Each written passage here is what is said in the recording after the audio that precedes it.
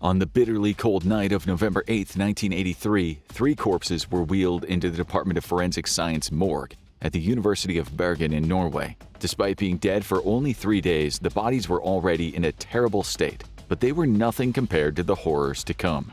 The bodies, referred to in the autopsy report as numbers 1 to 3, had all perished in a fraction of a second, but they bore the marks of unimaginable stress. According to the report, the state of rigor mortis was unusually strong for the amount of time that they'd been dead. Blood had accumulated in the lower parts of their organs, and there was evidence of severe hemorrhaging in the major blood vessels as livor mortis also set in. Their lungs were dripping with edematous fluids, and every organ showed severe tissue damage as a result of gas buildup in their blood vessels. Their livers were enlarged. Their stomachs had undergone some kind of damage you typically see in advanced putrefaction. Their hearts were all in ruins, with destroyed blood vessels full of free-floating fat that had boiled under pressure, described by the doctors performing the autopsy as, quote, like sizzling butter on a frying pan. The same sizzling fat was found in other organs too. Their brains and spinal cords weren't in any better state. The autopsies revealed that the brain matter for each body was unusually pale, their blood vessels filled with more gases and fats that had no business at all being there. Cysts had also arisen in multiple areas of the brain and spine. Some of their bodies bore evidence of microscopic necrosis. In short, they were deader than dead. But then there was number 4, where the first 3 bodies in accordance with standard morgue procedure were brought in on metal gurneys. Number 4 was brought into the laboratory in 4 large plastic bags. When those bags were laid out on the dissection slab, the result wasn't a human as you might recognize it, but an incomplete jigsaw puzzle that may have once been a human.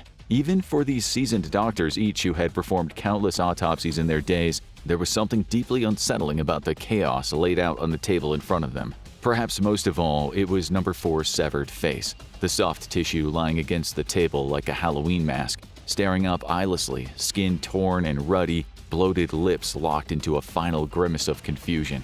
It sent chills down the doctor's spines. It was a parade of horrors. What had happened here? Who were these men, and what could possibly have been responsible for their deaths? A wild animal? The world's most vicious and disturbed serial killer? The answer is almost more shocking than the question.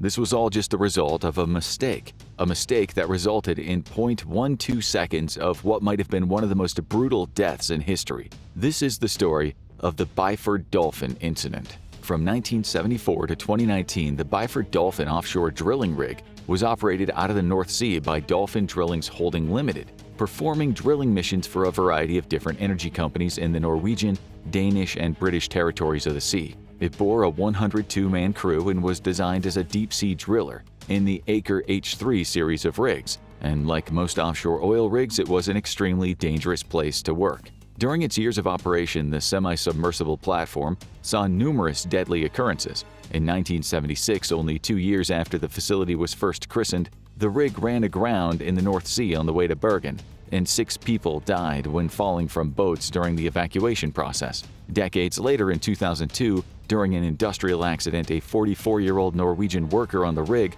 was struck in the head with a piece of equipment and killed. This raised questions once again about the lax safety regulations on the Byford Dolphin, leading to the voiding of its contract with state-owned Norwegian energy giant Equinor ASA, leading to the campaign losing millions in the process. But none of these incidents are more famous than the diving bell incident of 1983, and it's that incident and its grisly, possibly corrupt aftermath that we'll be exploring in depth today. The use of diving bells in order to transport workers safely from the surface to submerged high-pressure environments and back makes the vessels essential to many of the functions of the rig.